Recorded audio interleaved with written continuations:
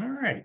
And so, welcome to the advancement seminar for Pathways to Adventure Council for May 15th. We're going to talk about kind of the essentials of merit badge counseling. And so we're kind of Nationals put together kind of this particular slide deck, and we'll kind of talk about you know, items that are in there, and then any other things is people who are on the call. If you have any questions and stuff, please feel free either to bring it up or type it in the chat. I have the chat window going, so hopefully I'll be able to go through and present that information as well. So let's see, a couple things. Let's see. So I am Pat Troy, as shown there as on the slide. With that, I am currently the Pathways to Adventure Council Advancement Chair. So I'm the kind of oversee all the different advancement stuff or questions that kind of comes to me or to the the advancement committee with that. Also in my role in scouting is among a number of different things that I'm involved with. I'm one of the unit leaders, assistant scoutmaster with 49 Troop 49 out of Lamont. We are currently doing the combined troop item. So I'm officially the scoutmaster for the girls troop, and currently the assistant scoutmaster for the combined unit. And then I also have been have been a merit badge counselor for many years. And this is include going back and doing merit badges, working on summer camp, back in feels like a previous lifetime with that. All right. So anyway, so kind of moving forward with some stuff with this, the item that we're going to go through and to talk about here is this is the essentials of merit badge counseling. And so notice in here that the presentation date has, we are valid on this. So they've recently just updated this, which is kind of important. One of the things is that we do notice over here on the right side, there is being shown here this the guide to advancement. And so that's kind of the main kind of item that we go about and we talk about, we follow in terms of advancement that Scouting America has gone through and put out with this.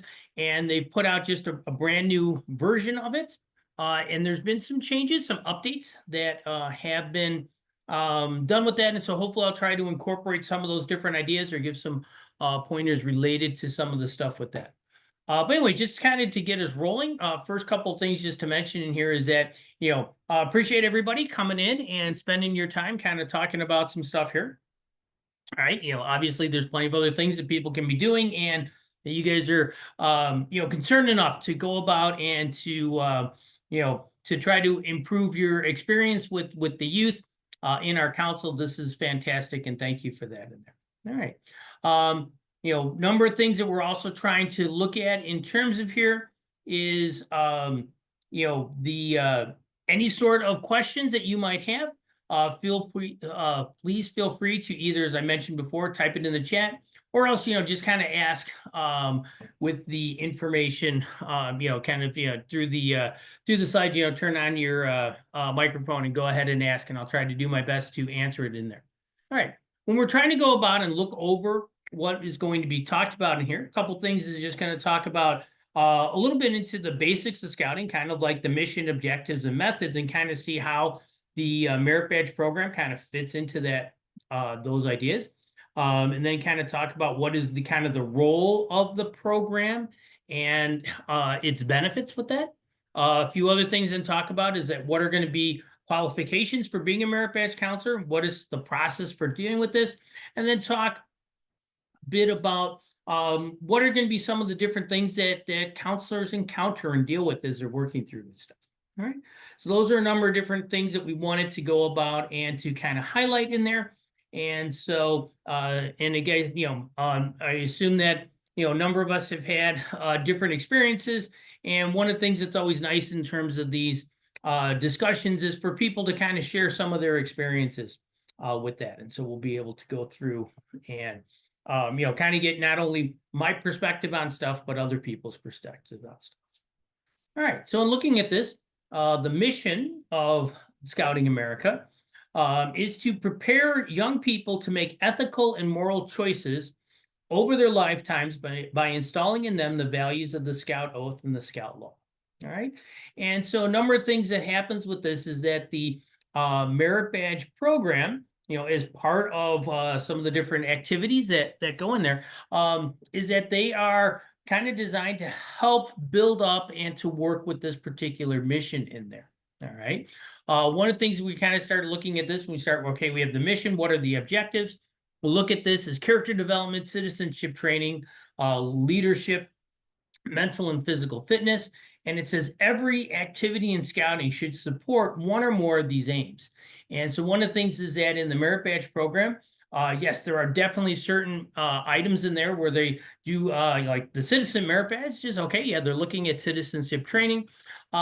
But also as we go through kind of the different merit badges and kind of go through that process of how do we earn the merit badge, we're working on all these different ideas. And so some of those character developments is to find out and explore different aspects of our society and things that are available to us. And how is that going to help us, down the road? And maybe it won't be specifically towards archery merit badge where that skill comes into play, but that process that the scouts went through with that particular merit badge, they then could maybe go about and apply that into something that they are interested in or something that comes up later down the road.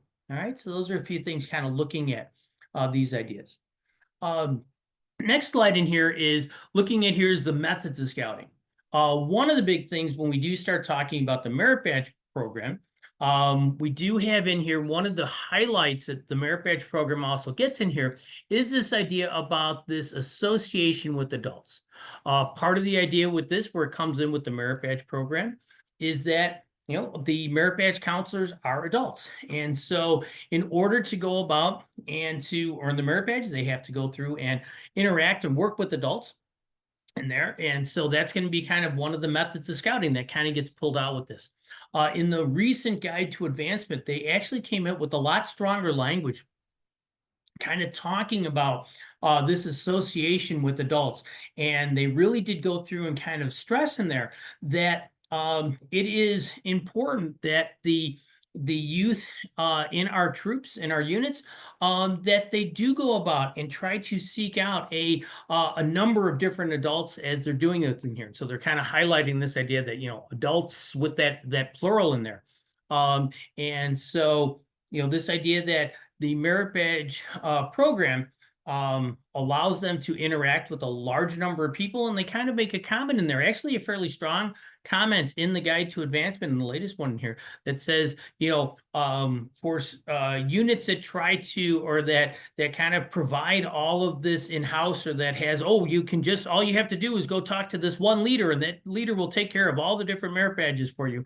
That actually does a disservice to the scout in there. So that is something that we do want to, kind of being brought forth, and that's actually kind of being really mentioned in the latest guide to advancement in there. Other things that do happen inside of here is that a number of the different merit badges do take place in the outdoors. Okay, so those are things that do happen with that. There are some things in here where they have different requirements that kind of look at here about different things about leadership development or personal growth, or how are they going to go about and work towards the patrol method. How do they work in a group with these different things? And there's some requirements that kind of hit on those ideas. So they kind of focus back in on these methods of scouting. And one of the other things also with this is that the methods of scouting for the upper ranks, for Star Life and Eagle, they are all part of the merit badge program, is a big part of the advancement that kind of goes through in those different pieces in there. So those are some things that kind of look at this, where kind of how this merit badge program kind of works in with these different methods of scouting. All right. As we go about and kind of talk about advancement as a whole, there's kind of the BSA puts out there, I should say, the Scouting America puts out there. I still refer to it as the BSA rather than just SA. It's kind of, I still have to work on that in there. But anyway, so Scouting America has these 4 steps. And so they are, as kind of shown here on the slide, the scout learns, the scout is tested, the scout is reviewed, and the scout is recognized. All right. And then as merit badge counselors, the real big thing that is kind of being looked at in here is numbers 1 and 2. where they are kind of looking at where they're helping the scout learn and test those particular requirements that they're working on as part of the merit badge process.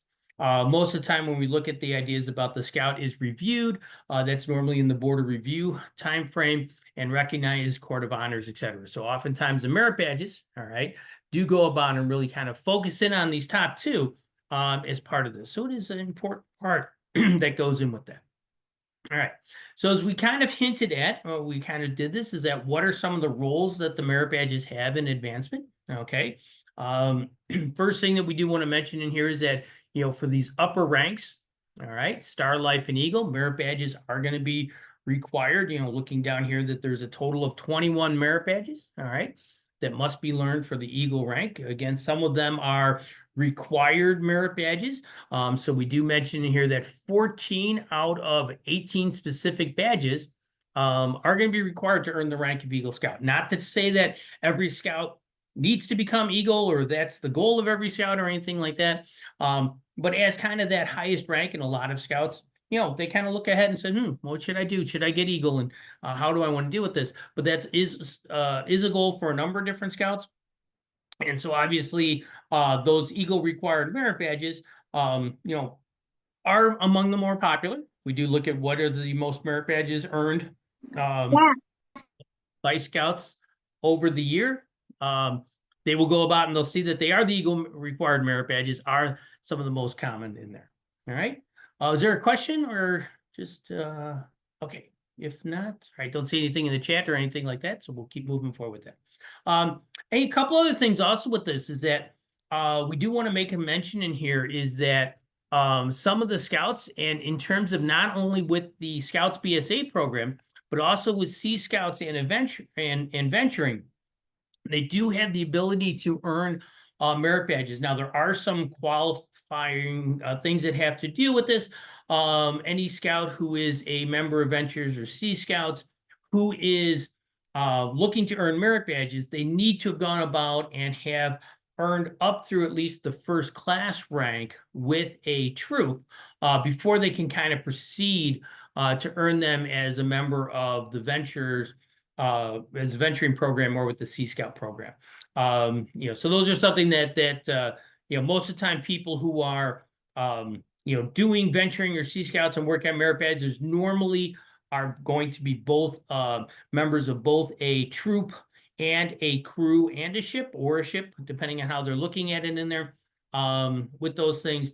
But it is possible that somebody could have been a member of a troop, got through first class, and then completely switched over to be either a member of a venturing crew or a Sea Scout ship and not be a member of a Scouts BSA troop and still be able to go about and earn merit badges and then actually earn the Scouts BSA rank of Eagle with that. Doesn't happen too often, but that is certainly an option or a thing that does occur with that. All right. Now, when we do start looking at the different merit badges, there's more than 130 merit badges, a lot of different things, merit badges that exist out there. And they are also in these 14 different subject areas. So they're kind of very broad areas that they kind of go through and look at and kind of classify them in with these different subject areas. And again, partially where that is coming in here is that in the as they develop the different merit badges and look at review for requirements that occur, they kind of have National has different teams of people that kind of look at them, and they kind of have broken them down into these 14 different subject areas. So there are normally a whole lot of different, areas depending upon what the scout might be interested in. There's oftentimes a merit badge that is going to kind of be related into that area or that particular field that they are interested in. Okay. When we do start talking about these ideas about benefits of different merit badges, one of the things we've already mentioned in here is that they already are working towards those objectives of scouting. They're kind of already built in on those particular pieces. Other things that they do work on is that in going through the process and working on the different requirements, there is development of confidence, self-reliance, and social skills as they have to go through and kind of work on these different things, kind of prepare their information, present it to the merit badge counselor, et cetera. And then Other things that's also inside of here is that as they go about and do the different requirements, some of the different merit badges do go about here and have related to things about physical fitness or healthy lifestyle. So those are certain things that have benefits with that. And one of the things that is very interesting is that there are many scouts that will go about here and kind of get exposed to either some sort of a hobby or a career through a merit badge that they hadn't really gone about and thought about or interacted with prior to this. And one of the things that is, that's one of the big benefits of this that they kind of notice in here. There is actually one of the a good friend of my son actually they're currently sharing an apartment together. And through scouting, this friend of his got into photography through photography merit badge, and he is a a huge really into photography. That is probably his hobby of choice at this point in time, and he just does fantastic photo work that he does with this. And it was through the merit badge program that he went through and kind of got started with this. All right. And the last thing we do want to put down here is that through the benefits of the merit badge program, there is this exposure to positive role models. And this is you as the merit badge counselor. All right. So as we go about here and the scouts get to interact with different people, meet different people and see kind of what they are excited about, see what their views are on or how they have gone about and learned or worked with different different ideas, different hobbies, different different operations and stuff like that, different activities.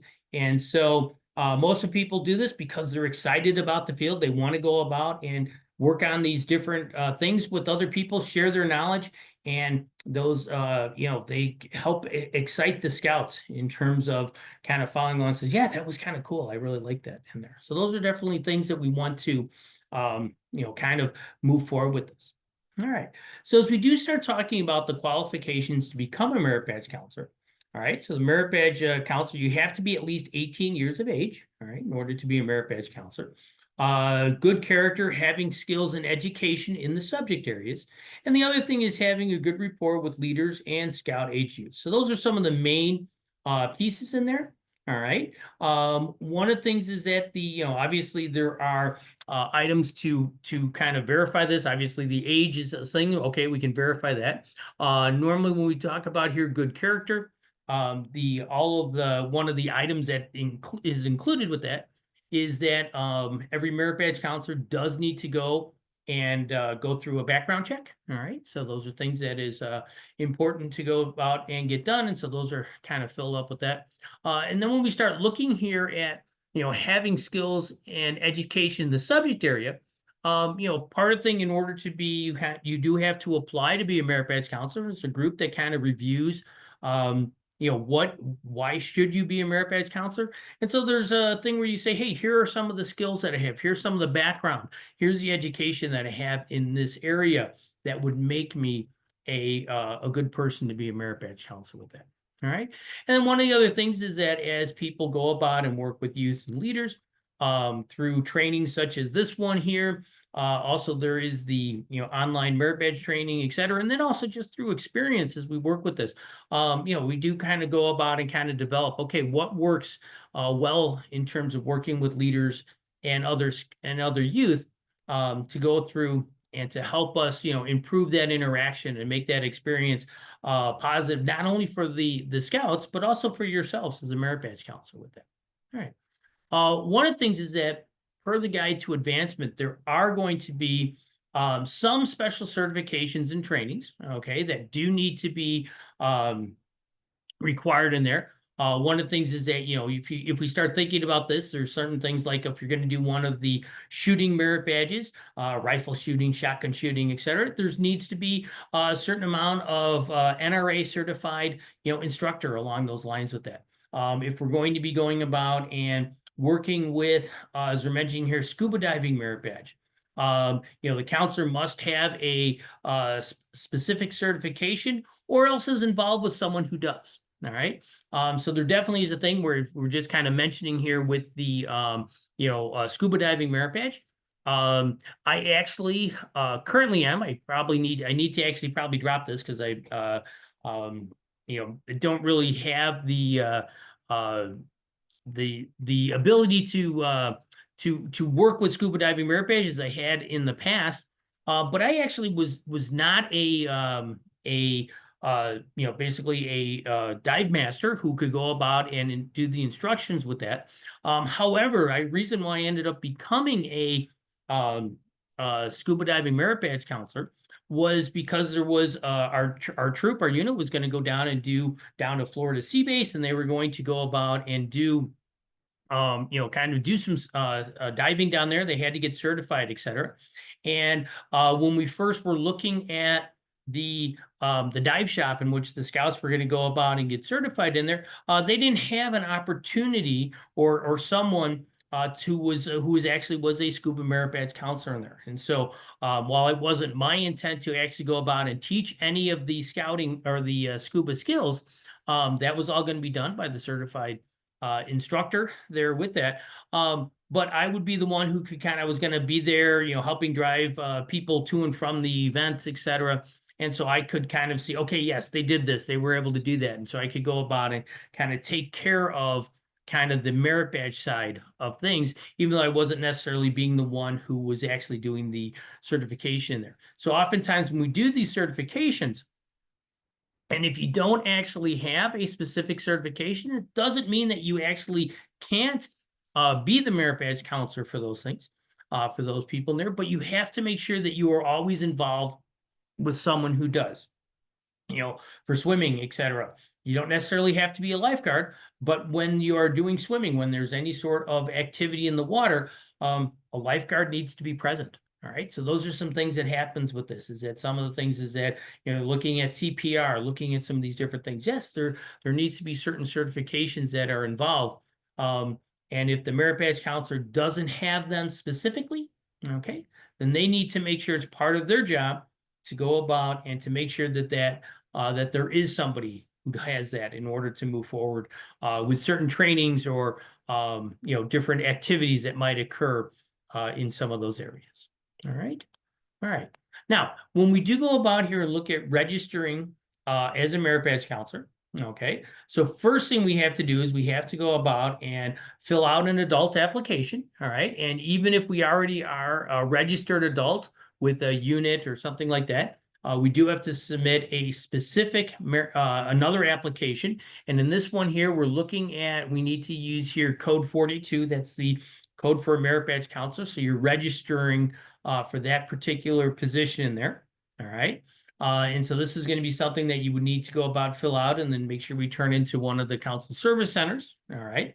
And so one of the things that does, if we are going about here and kind of re-registering, okay, because we don't have to fill out application over and over again. Once we fill out the application once, we're good, and we just kind of have to keep that up and let the council know that we are going about and working with youth with this. One of the things that's kind of noticed inside of here is that this is a kind of a council or a district position, more or less considered to be more of a kind of more of a district position, I guess, is that we kind of look at this, because if we look through the approval process, there's a approval occurs at the district level more than the council level with that. And one of the things that we're mentioning here is that this ends up being the responsibility of the council advancement committee, all right, and not the unit. So with the merit badge counselors with this. All right. So this would mean is that the application goes to the council service center. They will go about and do processing at that point in time. I'd actually mentioned that this council advancement committee, I'm actually the chair of that committee. So then that information comes to us in our committee, and then we kind of break it down by the different districts in there, what district people might be in, and have the different people in the district kind of review the merit badge counselors, all right, to verify that they have, that they meet the requirements for the in order to be the merit badge counselor with that. All right. And so as we're kind of looking at this, here's kind of showing here the adult application. All right. And so this ends up being here the spot where we go about and use position code 42 to say that we want to be a merit badge counselor. But then we end up having here the second form in order to tell us, hey, well, which merit badges are we looking to go about in council? So just because we're a merit badge counselor doesn't mean we've registered, if we've registered, doesn't mean we're registered to work with specific merit badges. We now have to go about and fill out a form that's going to go through and kind of tell us, all right, which merit badges are we interested in working on? All right. And so this particular form we'll kind of see down here in this table. There's a spot for us to go through and kind of fill out, hey, here's all of the merit badges that I wanted to look at inside of here. All right. And so we are able to go about and list the merit badges. And then over in this other column, this last column, the rightmost column, we want to go about here and include a reason why we feel we are qualified for those merit badge, to be a merit badge counselor with that. So this is where you would go about and you would list out any sort of special certifications or experiences, etc., that you might have in terms of being for a merit badge counselor. And this information is, is read over, all right, in the approval process. And so there are times in which, if somebody kind of leaves it blank, it's like, well, we need to know some reason, that you want to do this. Obviously, you're filling out the form, you have an interest, but making sure we have some information in there is important with that. And then particularly for some, like we're saying, like the rifle shooting or something like that, where we have to go about, there's that, like the NRA certification. Those are things that we'd want to put down and say, hey, NRA certified range master, or whatever it is that we might have, that would go through and tell us, yes, you have the right certifications that are needed in order to move forward with that. All right, so there's kind of some of the different things that we have in here. One item that I do want to mention in here is that on this particular list, there is room for 8 different merit badges. Currently in our council, we do have a limitation of 12 merit badges per merit badge counselor in there. And there's going to be a spot where we'll talk a little bit more about this coming up at a slide that kind of hits on this a little bit more detail with that. And so we do have a particular limit. So you might need, if you're just starting out, so you might need to fill out this form second time or have, more merit badges in there, because you could register for more than are actually being shown on here. All right. Now, of course, in terms of this, one of the things we also have to make sure that we go about and work on is the youth protection training. So as part of the, being a merit badge counselor, we do have to make sure that we follow the youth protection guidelines. All right. And so those are things that we want to occur in there. And so a couple things is that, we do want to make sure is that on any sort of scouting activity, there needs to be a minimal of 2 adults present, okay, 2 registered adults present in there. In order to go through and deal with this, I'm just kind of mentioning this at kind of a high level, not getting into all the different details with that. One of the things, though, is that for a merit badge counselor meeting, okay, if it is a single scout, okay, meeting with the merit badge counselor, the second adult actually can be a parent or guardian, all right, and who may not necessarily be registered. So one of the things is that in terms of the youth protection for merit badge counselors, there is one caveat that National has gone about and basically stated in there, is that you can actually have, if the parent is not registered, okay, the merit badge counselor will be registered, but if the parent is not registered, the parent, the merit badge counselor, and then the scout, that would actually be enough in order to complete, to meet the YPT requirements in there. Now, one of the things that's noticed in here is that only works if there's one scout. If we happen to have 2 scouts, okay, then we have to make sure that there are 2 registered leaders. So it couldn't just be the parents, okay? It would have to make sure that we have 2 registered leaders. Oftentimes the parent could be registered, and so then that would be fine with that. But there's going to be, a couple things that we kind of do have to look at with these things. And so as part of being a merit badge counselor and going through the youth protection training, it is important that we kind of make sure that we are aware of what are the different requirements and that we follow those requirements as we're moving forward with that. So those are things that we do want to make sure that we want to have in here. All right. So those are a few things that we want to mention. All right. So then moving along kind of with this kind of the approval process in there. All right. So we do mention in here that the initial registration is with the local council. All right. One of the things that they will do is they will go about and do the background check and make sure that that's all working in there.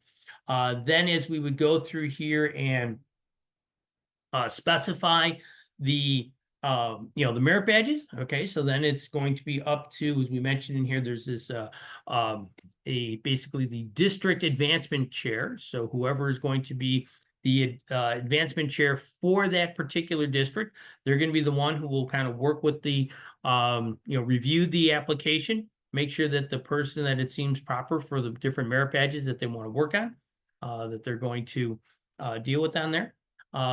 And so one of the things, though, is that as we're going through with this, it does talk about here that counselors may choose to work with just one unit. So you could go about here and says, oh, I'm just going to work with like the scouts in this particular unit in there. Even if that's the case, we still need to do about the registration. All the other stuff that we need to do, all right, is still the approval process, even though you're working with just one unit. One of the things just to kind of note with this is that the current list, the way we kind of figure out, or unit leaders figure out who the merit badge counselors are, is that it is gone about and put into Scout Book. That is going to be the online platform that keeps track of all this stuff in here. Scout Book really does not restrict it to just having one unit, at least not that I am aware of. And so one of the things is that even though the application form, if we do go back over here, there's a spot that says, hey, I just want to work with scouts in a particular unit. I forget, I think that's kind of down in this particular area where they mention this about, who you're going to be. I think it says, I agree to work with all scouts in this particular districts, or with scouts in a particular unit. Okay. But one of the problems with that is that even though that information is requested and asked about on that one form, the national form where it kind of keeps track of that stuff doesn't necessarily keep that information in there. So I have had heard some cases where people say, yeah, I just want to work with this one unit, but I'm getting contacted from people from other units. And so one of the things that will happen with that is that when the scouts would come to contact a particular merit badge counselor, merit badge counselor does have the right to refuse and say, no, I'm not able to work with you. Oftentimes that could just be the case because the merit badge counselor is very busy or something like that. They're planning on, oh, you want to do it during this period of time? Well, I'm going to be going on vacation, or I'm going to be, I'm starting to work on this big project at work, and I'm going to be overseas for a certain period of time. So there are certain things in there where the scout needs to go about, contact the merit badge counselor. And then there's kind of a discussion that says, yes, I am able to work with you, or maybe I'm unable to work with you. So those are some of the things kind of mentioned with that. All right. One of the things is that registration does occur on a yearly basis. And one of the processes right now is that re-registration is being handled by National. And so this is fairly new. And so there are kind of have been a couple of glitches with that, but it seems to be being worked out as we're going through with this. And so those are a few things that have kind of been done with the re-registration process in there. All right. Anyway, when we start looking at this counseling, okay, what are going to be kind of this process that is going to occur? All right. So first, when we start thinking about the whole merit badge process in there, first of all, the scout develops an interest in a subject. All right. And perhaps the interest in the subject could be because, well, this is an Eagle required merit badge and the scout's looking to become Eagle, and they want to earn this merit badge so they can work on Eagle. So that could be why they have an interest, or it could be that the scout is, oh, I am starting to get interested in photography. I want to do that, or I'm interested in archery, whatever the case might be with this. So the scout first develops the interest, and then they're kind of saying, hey, there's a merit badge. I would like to earn this merit badge. All right. So the scout is the first thing they're supposed to do with this is that they're supposed to discuss the badge with the unit leader. Okay. And so one of the things that the unit leader is supposed to do is that they're supposed to kind of, talk to the scout, and then they'll try to figure out, hey, is there a counselor that they think that the scout would work well with? All right. So during this meeting that they have with the unit leader, they're supposed to go about and provide these documents. Basically, we're going to talk about this blue card that kind of talks about how the scout would start working on the merit badge and how do we record it? How's that information there? And also provides a scout with at least one counselor that they should go and work with on here.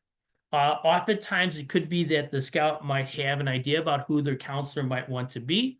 But there's also times in which the unit leader, this gives a unit leader to kind of the idea, say, oh, why don't you, I think you might work best with with counselor X as opposed to counselor Y, kind of help direct them towards that piece in there. All right. Then what would happen with this is that the scout then would reach out and contact the counselor. All right. And then the scout and the counselor will meet. Sometimes they'll have to meet several times. All right. Depending on how many different requirements there are. Is there, and there's some merit badges in which you're required to go about and meet multiple times with the counselors. There's some that say, meet with the counselor to set up what you're going to do here, and then keep track of that for a certain period of time.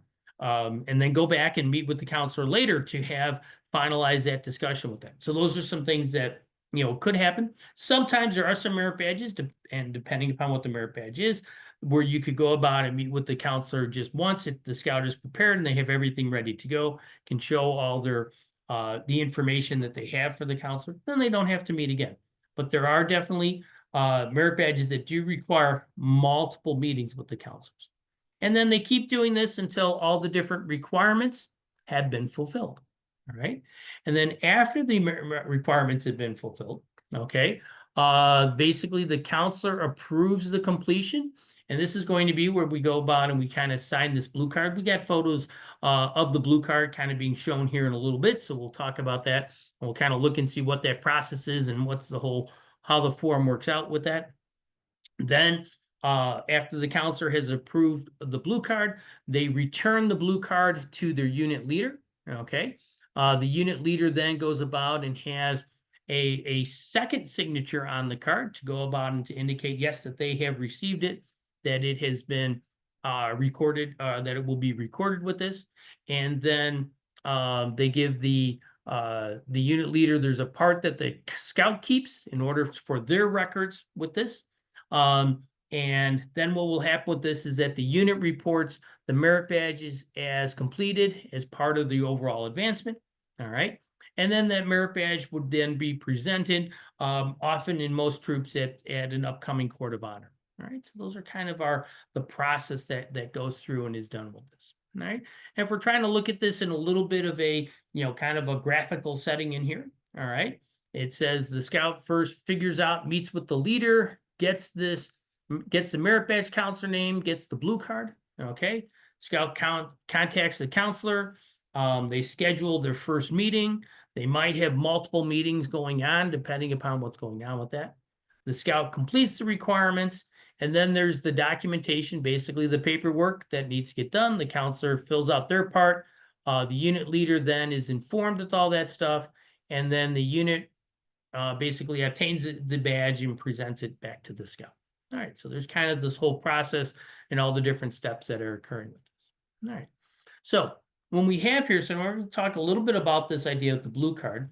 And one of the things that we should mention in here is that I did mention this idea of Scout Book. And Scout Book does have the ability to deal with electronic blue cards.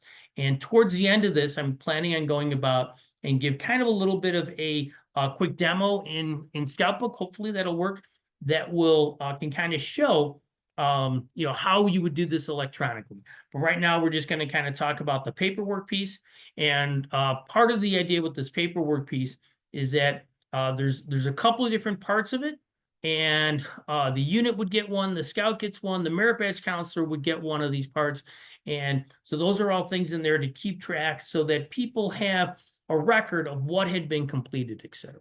Okay. Now, one of the first things that we're going to notice here, so this is kind of showing us one of the first sections of the blue card in here, where it goes about here, has the scout's name, their address, et cetera, what troop they're in, et cetera. And one of the things is on here is that on the first part of this is going to be a spot where there is a signature for the unit leader. And this is going to be a part where at the beginning of this process, and one of the things, if we actually go back here, we'll see right in here, we have this discussion with the unit leader. And as part of the blue card in here, this is basically saying that if we look at this thing, it says, I have discussed this merit badge with the scout and recommended at least one merit badge counselor. All right. So this is required, all right, for the scout to do, all right, in terms of the latest guide to advancement. If the scout is not going about and having this discussion with the unit leader, there can be some pushback from the unit leader, going as far as to not accepting the actual work from the merit on the merit badge, the approved merit badge at the end. That's kind of an extreme case, but there definitely has been some pushback on this, because there have been scouts who have just kind of gone about and kind of bypassed the unit leader with this. All right. Now, one of the things is that we want to notice in here is that this just basically says, I have discussed this merit badge with the scout. All right. And have recommended one merit badge counselor. Right. It doesn't necessarily say that the unit leader is approving that the scout can work on this merit badge. So the scout basically says, hey, I want to work on this merit badge. The unit leader actually can't say, no, you're not, I'm not going to let you. All right. Once the scout has gone about and specified that they are interested, they can start working on this merit badge in there. All right. And so even if the unit leader would kind of disapprove of it, they're still allowed to go through and do working on that. Some of the times there might be in here where there's some different merit badges. One of them I know is that, like, life-saving merit badge used to have a requirement where you had to earn swimming merit badge first. That's no longer a requirement in there. And so, but it's still kind of probably considered a good idea. Say, hey, do the basics of swimming before we kind of dive into life-saving. So if a scout were to say, oh, I want to do life-saving, but I'm not going to do swimming, it could be one of those head scratches. Well, you should probably do the simpler one first before you do the more complicated one. But we can't necessarily stop the scout from doing that. So, so the unit leader says, yes, okay, I've talked to them. I've had this discussion. They are moving forward. Now, and again, most of the time, 99% of the time, even probably more than that, there's normally not a problem. Okay. But every now and then there could be some questions that come up with that. All right. And so again, this is part of the signature, is to go about here and to give evidence of this discussion. Okay.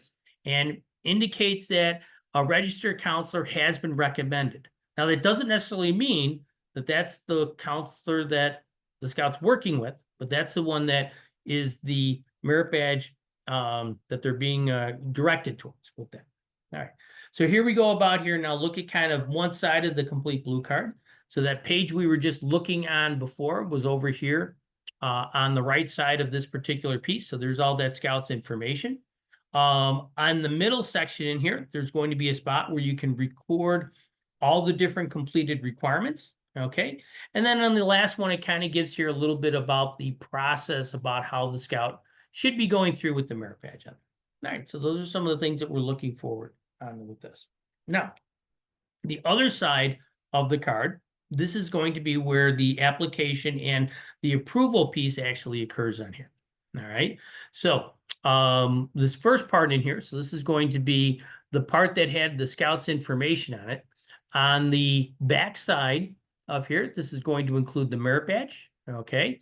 And a spot for the signature for the merit badge counselor. All right. To say that they've gone about and approved it in there. Also, there's going to be a second spot, okay, for approval by the merit badge counselor, where they go about here. And so this is going to be in the second part, kind of shows for the applicant to kind of keep track of the information there. All right. And so we kind of have this card broken down into thirds. A third of it goes to the unit, okay, for the application, the merit badge. A third of this piece goes to the scout for their own record. So they have what they have been completed with that. And then a third is kept by the merit badge counselor, okay, once it has been completed in there. All right. And so then this particular section, this last third over here, gets kept by the merit badge counselor. And it kind of shows, okay, who was the person, who was the scout that was going to be working on it, what troop they were from, which merit badge, what sort of, when did they complete it with that? And then, any sort of remarks on there that you might have. All right. The middle part here has a second spot for the unit leader signature. Okay. And one of the things is that the unit leader signature, this is going to be, is pretty much for the merit badge counselor, after the merit badge counselor has approved it and has signed off the stuff in here. This is on the part that the scout keeps, okay? And so this is going to be a spot where the scout has a record from the unit leader that they have seen the completed merit badge piece in there, all right? So if there's somewhere down the road after the scout has earned the merit badge where the unit leader is like going, I don't have any record of this, the scout can bring off their third and says, here's the spot and here's your signature showing that you took it in there. So I did kind of the right part in there. You know, and sometimes records get lost, et cetera, which happens. And so this has kind of helped to kind of double check to verify that everything is working okay with those things. All right, so there's kind of a number of different things that kind of happen here with this blue card.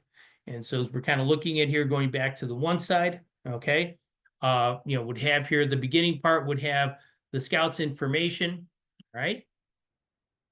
The unit leader's signature saying that they've talked about stuff, all right? The scout should also go about here and kind of fill out what were going to be some of their name and the merit badges in terms of some of these other pieces in here, all right? And then as the merit badge is completed, okay, the applicant's records, kind of there's a signature for the council. There's a signature for the counselor, again, over here where they've said that it's all been completed. Another thing we also want to do is look back on that first page, okay? In the second part in here, there is a spot in which that the counselor can go about and start filling out different requirements, all right, that they have gone about and completed in there. This part is very useful, particularly if there's going to be multiple meetings with the scout.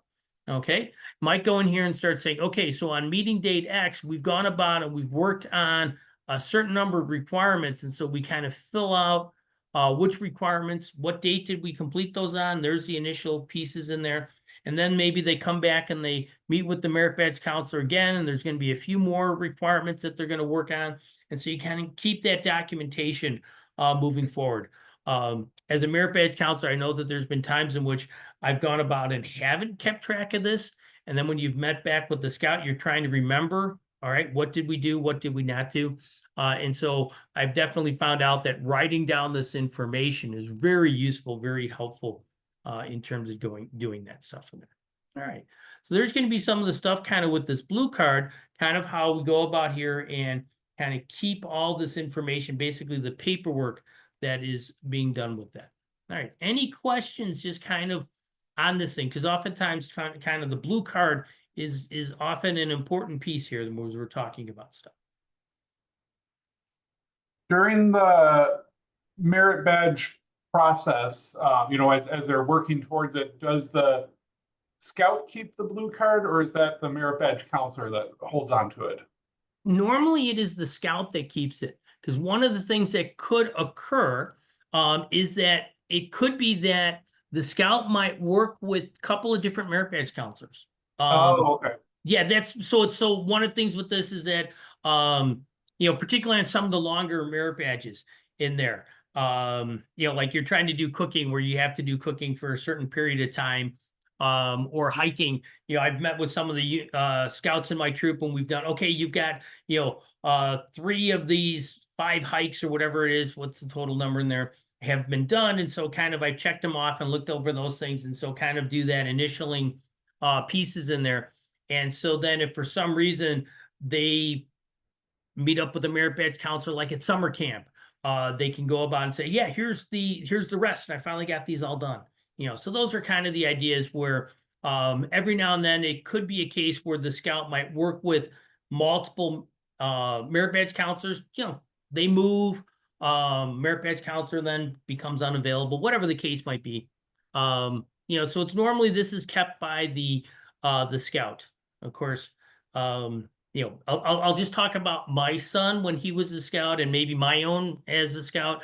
You know, I wasn't necessarily 100% accurate on keeping information all the time around there. You know, and so you know, this is one way in which kind of this stuff is kept and done with that. You know, oftentimes the adults, whether it's the parents, whether it's the merit badge counselor, can kind of help maintain some of that information for them. All right. Yeah. I had two things not really related. The first, which I feel like I might have missed it earlier, but if the number of requirements right exceeds what's on the card, do you have to get a second card? Normally what happens with that is that what you might do in here is that if there's like a requirement that's going to be on there, like there's has been times in which I've ran into that, and it's like going, okay, in this particular one, I'll put down requirements. We did requirements 1, 5, and 7. So 1, 5, 7. So it's normally been one where it doesn't occur. I mean, yes, there are certainly some merit badges that do have a fair amount of requirements in there. And you got to have, you got 1A and 1B and 1C and 1D and, et cetera. And so normally there's normally enough that have been on there in order to get that done with that. And the other thing is that once the signature back here, once the counselor has signed these, that's an indication that the merit badge has been completed. Okay. So one of the things is that this information here is really only when the merit badge has not been 100% completed. Okay. Oh, yeah. okay. I mean, oftentimes what'll happen is that they will go about here and you'll write something like, we'll put down here something like, requirements 1 through 12. We'll put down here like a date like, 5/24, whatever it's going to be, 25, whatever the date they're going to be working on this. And then we're going to put the merit badge things in here and we're going to say, okay, it's all done. And we've done something like that to show that it's all completed. Okay. They might have met and it's all signed off at this point. This is pretty much meant to do here. So when we have completed some of the requirements, and they need to have a subsequent meeting with that. All right. Gotcha. Yeah. So once we've gone about and we've, these signatures that we have on this side are only once the entire merit badge gets completed. So, all right. So those are big things with that. And like I said, most merit badges, there's plenty of room. There's a few of them I have. And I forget which one it is off the top of my head, which one has got a ton of different requirements on it that I've done. That does have I have had to be a little bit creative in filling out those things in order to try to save space. So now I think you alluded to earlier that there's like a way to do this on Scout Book now too. Right. Let me go through the slides and I'll kind of show you on the end how that's going to go through with that, just because I figure let me get through the slides first, and we can go back and look at that piece again. Yeah, I just I guess the question I had before you get there, because I'm trying to compare between this and that, is the preference now of scouting to be moving that direction, and they just have the physical cards as just a legacy item, or it's still very strong kind of both directions? It's kind of strong both directions. I think there had been a push that some people wanted to have a online form, another way to do it than the blue card, and so they have gone through and created the Scout Book piece in there. One of the things with Scout Book is that I think I have finally figured out how to properly connect a scout to a merit badge counselor, but it is every time I do it, I'm always realize that failure is an option with that piece. Okay. And so it's in doing these things, it's like, okay, it's not as simple as it could be. I'll just put it that way. Gotcha. So the Scout Book isn't 100% bulletproof at this point. It's close, but there still seems to be a little bit some issues on that. So if and fine if I need to just go ask our local registrar the question too, but if you do a physical card, right, and obviously it gets submitted, I guess I don't really know how the back end process works, but do they just end up kind of filling out Scout Book on your behalf then from a registrar Yes. standpoint? Right. Oh. So once the unit leader, okay, so I am the advancement chair for a particular unit. Okay. Whether I get the blue card or whether I get it in Scout Book, it is then I then have to enter it into the national database. So Scout Book entering it into the national database, that's one approach. Okay. And so then if the merit badge counselor enters it directly into Scout Book as the unit advancement chair, I'm basically just approving it, recognizing, yes, I see this, I'm ready to move Huh. to the next process. If the unit's not really using Scout Book, they're using probably a tool called Internet Advancement, where they then enter the information there. Both Internet Advancement and Scout Book both feed into the national database, which has a name that I'm drawing a blank on that they refer to it as. Not that we need to know about it. Aquila database or something like that. I think that's what it is from the Cub Scout terminology. Nice. Yeah, but so that's actually, I mean, one of the nice things with this is that you can go about and if the merit badge counselor has filled out all the stuff in there, there's actually less paperwork, less paper for the scout to lose to not get the merit badge turned in to the right person and there. So there is some advantages to doing that through the Scout Book piece. But not everybody wants to use Scout Book. Not all units do. They're not required to. So some people do go about and see this as a legacy piece. There are a lot of merit badge events, such as summer camp, in which a council may use a different system. The system that Pathways to Adventure Council uses is a system called Black Pug. And so that's kind of like a third approach, Okay. And then there's different tools. How do you enter this stuff from there? And actually, August seminar we'll talk a little bit about how you download that information from Black Pug site and upload it into Scout Book. We are trying to look at that, for units who have gone about and got that from summer camp, and you get 1 million merit badges for all the active scouts. And how do you do that without sitting there and typing them all in yourself over and over again? So Interesting. Okay. yeah. So Black Flag isn't something we would be using as counselors unless it was Correct. a summer camp situation. Okay. Right. It's normally a summer camp. The only time that I have ever done it has been when I have been doing a merit badge event through council. But they have kind of realized that there's enough nuances in there where they are realizing they need to have kind of an expert helping at the Black Pug level and not, yeah. And so keep track of it that way. So anyway. All right. I know you said you're going to go through it in the slides later, but I guess on the Scout Book piece, if you're doing it online, then who's I guess responsible, or who's supposed to be able to connect you to the Scout? The advancement chair? Talking about that, let me go ahead and I'll try to pull this piece over right now. Let me see if I can go find this. Of course, one of the things is that I'm noticing is that there's some thunder and stuff going on outside. Hopefully that doesn't screw up my internet in terms of this.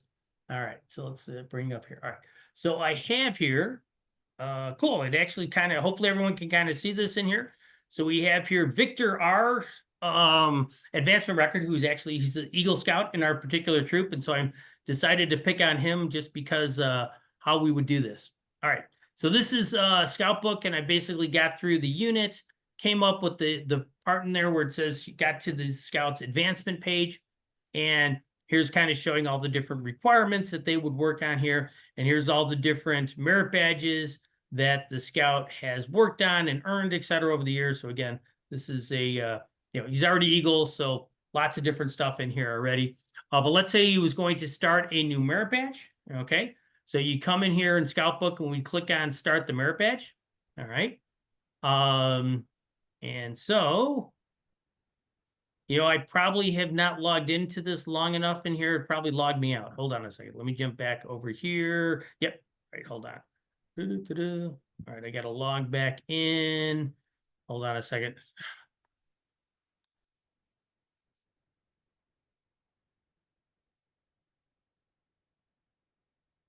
All right, so there's scoutbook.com. All right, it's going to load here in a second.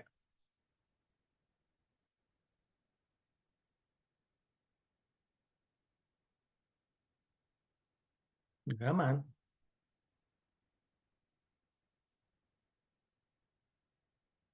Okay. Oh, can't reach this. All right, maybe I'm not doing this right now. All right, hold Sorry, on. I didn't mean to throw you off your game. No. There was something I want to do. I mean, you know, this is actually would not be a bad spot to have that discussion in with this. And tell you what, I'll let it kind of see if it'll log me in over here while it's sitting there waiting and see if it comes up with stuff. All right, well, let's kind of move forward and then so we get some time to hit onto that a little bit later now. All right. So the next thing we wanted to kind of talk about is just kind of the role of the merit badge counselor. Okay. So a big thing that we are doing here is the scout comes to us, talks about, hey, I've worked on these requirements, and it's our job to kind of determine, you know, well, what has the scout done? Okay. So we're kind of when we first talk to them, trying to figure out how far along they are. They might need some help in completing some requirements.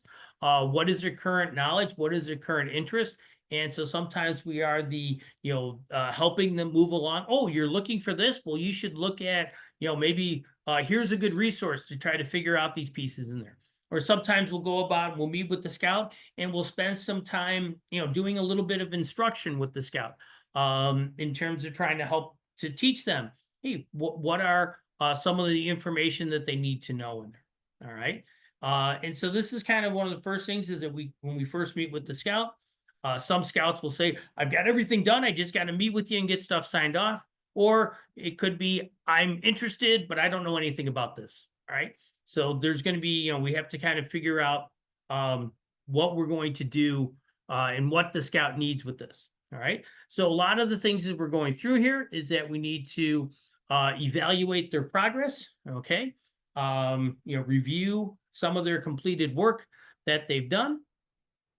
And a lot of the skill in here ends up being kind of some coaching where might have to go about here and, teach those required skills, provide some opportunities for the scout to practice those different skills in there. Okay.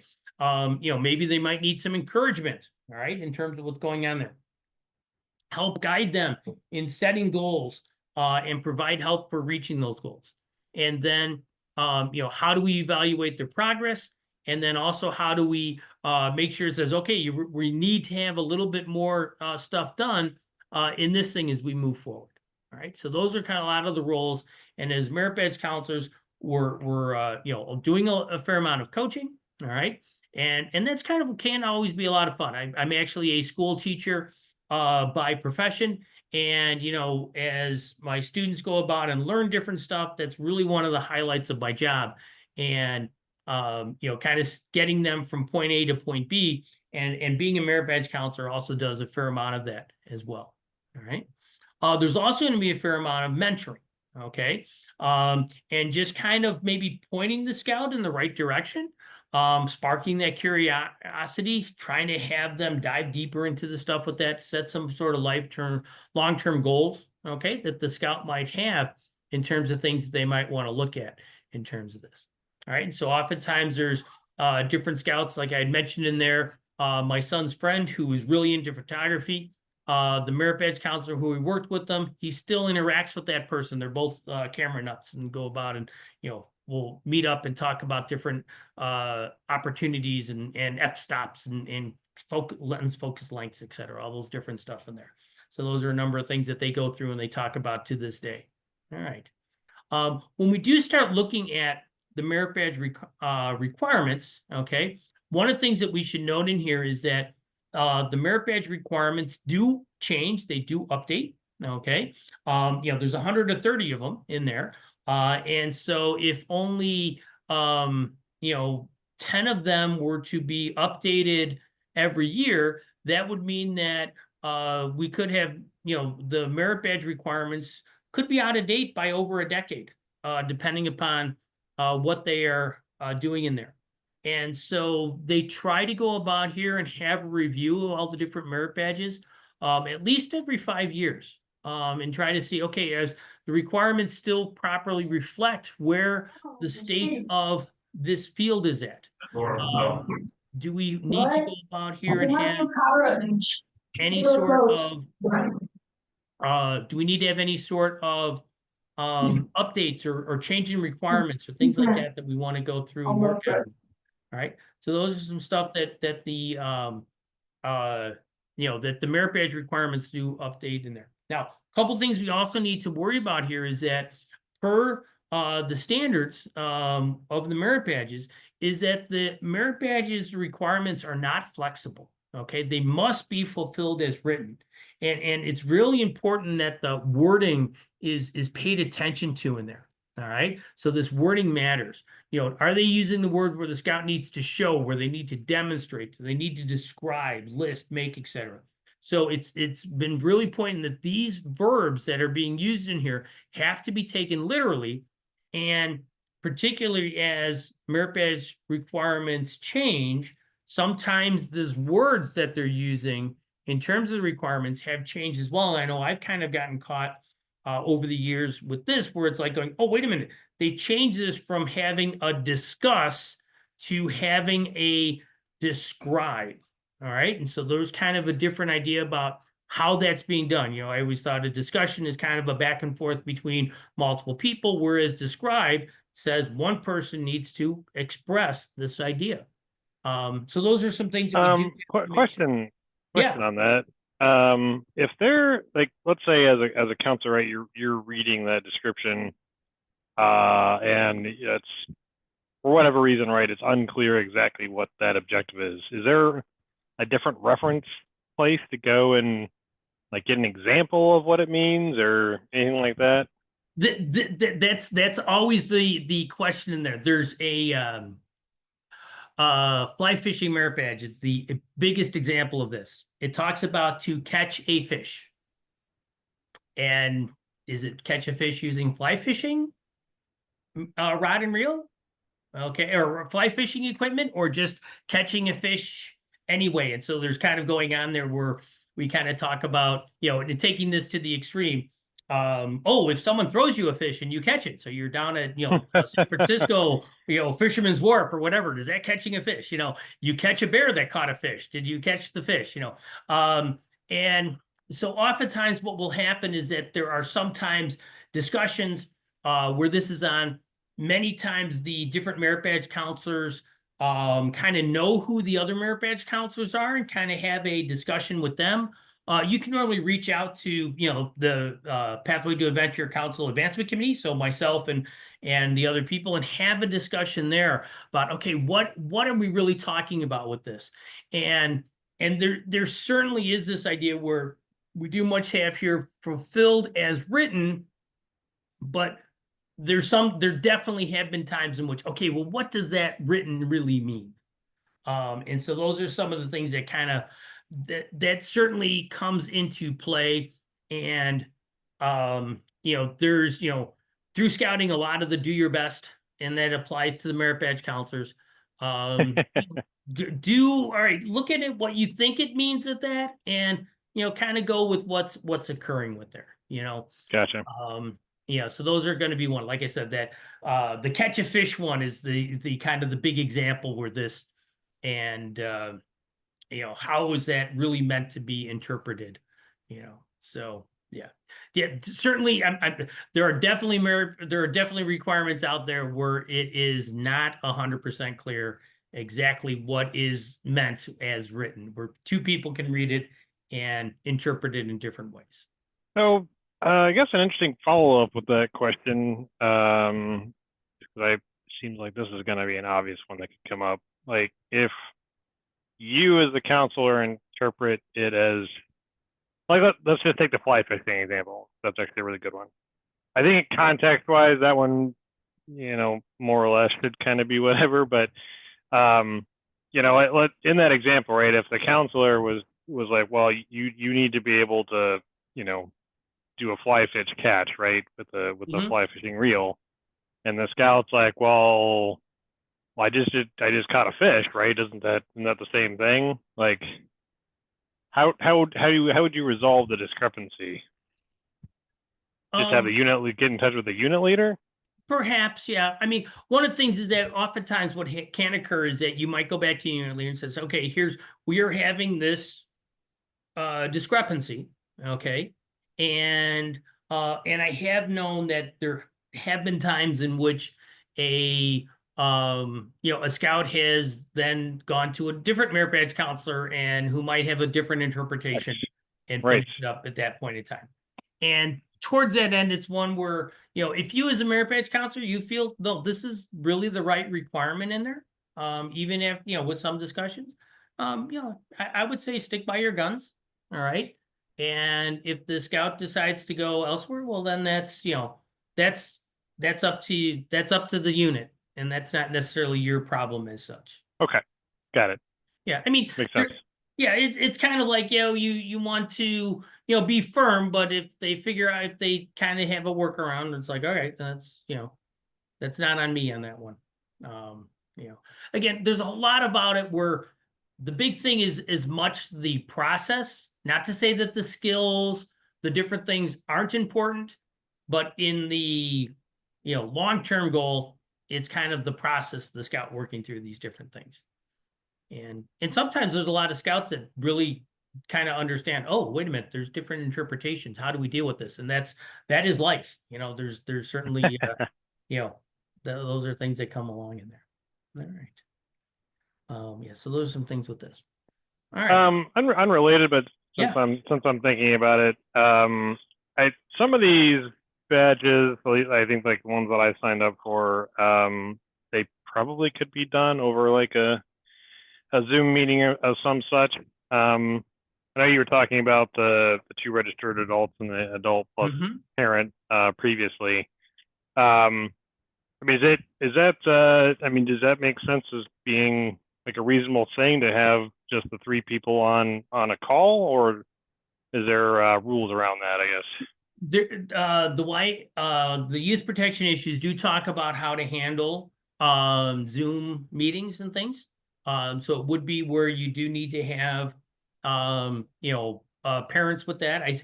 I certainly have gone about and done merit badges over Zoom. There was a scout who lived in our town and then ended up they moved down to Tennessee, and he was finishing up he still finished up his his Eagle through the local troop here, but I was working with one of the merit badges with him. And so there was a Zoom call and stuff like that. And so, he was sitting at the kitchen table, Dad was sitting at the other end of the kitchen table, I was sitting, down in Tennessee, and then I was doing the stuff here, to deal with that. There is a preference to do it in person, okay? Sure. But it's certainly not, it's a preference, it's not a requirement. And as long as we're going about and trying to meet all the, youth protection criteria, then we're good to go. So you alluded to YPT covering it. Is there anything additional you need to do besides either the 2 registered leaders or registered leader plus parent on the call? I don't there might be something in there. I'd have to go back and go look at it, but it was, for the most part, that was the main things in there.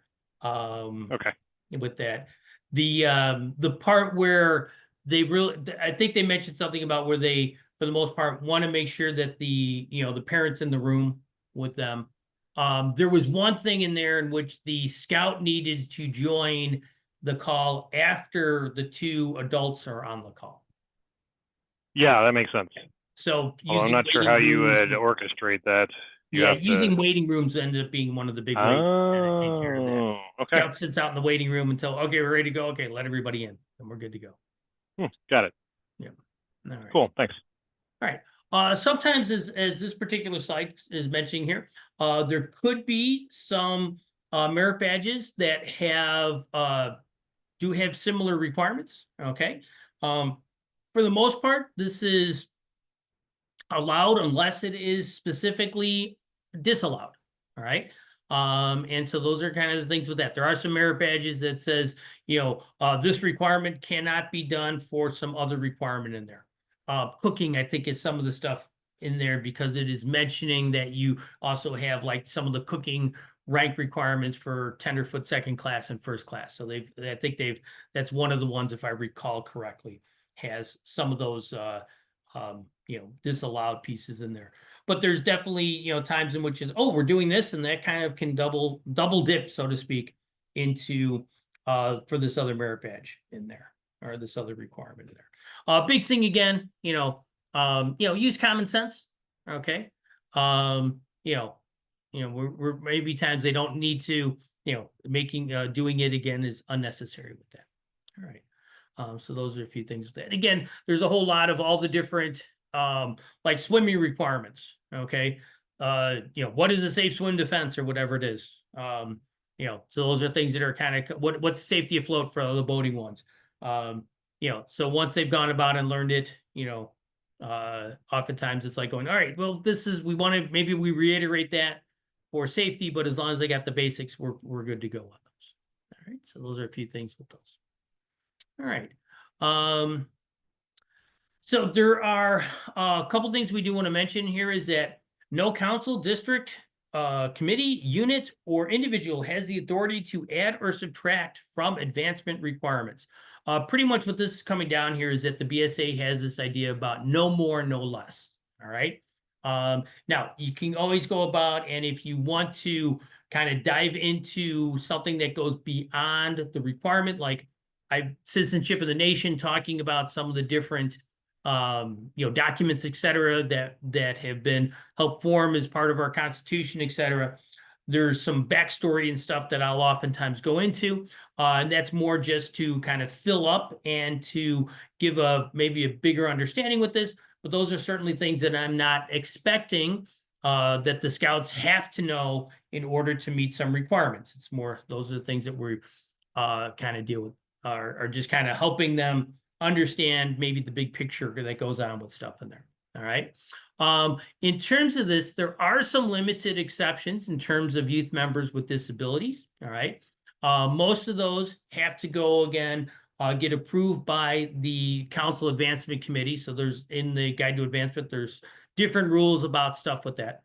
So most of the time when we start looking at the merit badges, okay, it's as written, right? So there's not something that we have to go about and worry about those changes, or there wouldn't be any changes. So we just kind of follow it as is with those. All right.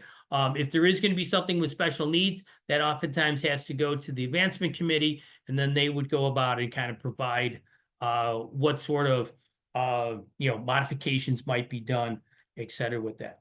One of the things that we do want to put down here is that while modifications are not allowed, there can be accommodations. All right. And so one of the things that I have certainly seen is that I have seen scouts, archery merit badge, where having a scout with disabilities have some sort of kind of different equipment that other scouts normally aren't using, because that works well for that particular scout with those things in there. So those are going to be some stuff that kind of works out with this. One of the things is that there are other things with this. It does kind of mentions in here that there is this idea about different scouts with disabilities. There's a registration beyond the age of eligibility, which would allow scouts to continue to be scouts past the age of 18. There's also things in here where you can have alternative Eagle Scout merit badges, okay, where there's a process in there in which a scout can go about and say, and normally the most common one is there for a scout who, physically unable to either complete like swimming, cycling, or hiking. All right, we need to come up with an alternative merit badge for those in there. So those are some cases that come up with this, and those are kind of, the units contact the district, et cetera, kind of work on that stuff. The council does have its own special needs scouting committee. All right. And so, if you do have a scout where this is question come that, please reach out to or encourage the unit or the scout the parents of the scout to reach out to and find out who the members of the special need council, special needs scouting committee are. And they do a great job of working with scouts. The other big thing that they end up doing here is that when trying to figure out perhaps some of these accommodations, instead of having to reinvent the wheel all the time, they've oh, well, so-and-so, we had this similar sort of thing and they did X. All right. So those are things that came up kind of working out really nice with those things in there. All right. Now, again, a couple things here is kind of looking at this is, again, taken from the Guide to Advancement, kind of looking at some of these different ideas about the accommodation versus the modification. Accommodation is basically how the scouts are learning it rather than what they are learning. And so those are the things that kind of look at some of these different pieces that are going to occur in there. All right. Not that we need to go through this in a whole lot of detail. If you do run into this situation like this, it's almost always best, reach out to, either your district advancement chair, council advancement chair, myself, or a member of special needs, we'll help work with you and try to figure out what becomes, works out well for the scouts in there. All right. Now, kind of talking about this, we do a fair amount of obviously counseling as we're working through with this. We're counselors, so make the scouts feel welcome and relaxed. All right, first impressions matter with that. Kind of ask some simple questions in there, and then as we're kind of keep it on the easier side, let them get comfortable with the scenario, and then kind of get into this, because there are definitely some of the different merit badges do have some requirements that are harder, and going with the easy win is sometimes makes it real nice for the scouts with that. All right. And so those are the things with this. And again, it's scouting. We're the big purpose here is we're trying to have fun with stuff with that. All right. So a few things to remember with that. When we do go about here and talk about counseling, one of the methods of teaching that the Scouting America goes about and promotes is this idea of this EDGE method. Once you if you haven't heard about this, it's an acronym, but most people think, oh yeah, this makes sense. It talks about here, explain what you're going to do, demonstrate it, guide the scout or the learner in terms of the activity. And the last one there is enable. Enable is sometimes a little bit of what are we doing with enabling? But if there's something that you can provide that can help the scout or the person do it when you are not around, okay, kind of the idea was they're doing it under the guide, under your instructions, your oversight, etc. And then when you're trying to say, okay, so when you're away from me, okay, when you're kind of doing this off on your own, here's some things to kind of think about and to remember. Those are kind of, what are some of the different key points, etc. So those are some of the ideas that they talk about this. And so using this acronym here of EDGE, all right, kind of comes up with those different pieces in there. And different units have come up with some better words than enable on here. Empower, I've heard, in order to deal with that last one. All right, so those are a few things kind of going on with those stuff in there. All right. When we get into group instruction, okay, one of the things is that, we sometimes are able to get some sort of guest experts to come in that we're not able to go about and do on a one-on-one basis. Okay. And so there are some benefits with this. One of the real challenges, though, is that when we do this, if we're doing a group instruction, we have to make sure that every scout must actually and personally fulfill the requirements. Each requirement is written in there. And so oftentimes you have a group instruction and you've got somebody who's not completely paying attention or kind of not doing different stuff in there. You have to make sure that they go about there and do this. Just because the group did it as a whole doesn't mean that each individual in the group was able to do it.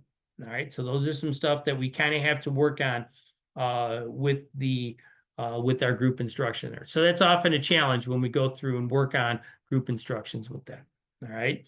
Now, when we're trying to do this, we're trying to look at what are different ways that we can go about here and kind of ensure quality to make sure we are doing this. You limit the group size is one of the big things with that. All right. Keeping it small does help in terms of that. Making sure that all the people who are helping know what they're doing with this. Because oftentimes one of the things when we have a group, it might be, okay, we want to start off here. We initially got a troop of 10 scouts, so we're going to deal with this. So let's break this into, maybe 3 groups in there, and maybe 3 and 4 scouts in there. You're going to have a couple of different people working with stuff. Make sure that everybody knows their job, knows what's going on with those things. Okay. Have a way in which you can confirm the prerequisites when they've completed. All right. And then if there are any sort of issues or stuff with that, Council Advancement Committee can oftentimes, be kind of a backup to kind of report any issues or concerns that you might have with that. All right. Again, this is going to be something that's kind of taken directly from the Guide to Advancement. And so they're kind of looking at this, how many people should we have in a class? And they're really kind of putting in here, they have, kind of a small numbers in here. And it's also small numbers. We're like, wow, that's really tiny. And if we really start thinking about this, when we, oftentimes thinking about what's happening at, like summer camps, I have definitely seen groups of summer camps in which it looks like we are off into this particular area over here. And so this is something that is a challenge, okay, that needs to be done. And is kind of a work in process that we're kind of going through and dealing with that. Another thing also with the group pieces in here is ideas about cost. One of the things that has actually been a bit of a thorn in the side for kind of national is that there have been a number of people who have seen to run merit badge clinics almost for profit. And that is certainly not what the program is designed for it to go about and deal with on there. Not that we really need to dive into that at this point in time, but that is certainly a concern that has come up with some stuff and some of the ideas about what is happening with merit badges in there. All right, so those are a few things kind of putting in those stuff in that. All right, when we are looking here at some of the camp setting stuffs, okay, again, all of the counselors have to be qualified, etc. There's no exemption for that. So, part of the things that has to occur is that there has to be a fair amount of training going on with those things with that. There could be people under 18 who can assist, but they are not the official merit badge counselors. All right. So there kind of has to be, an adult who is the official 18 or over, who is kind of working with the with kind of the under 18 staff to verify that all the requirements are being done in terms of that. All right.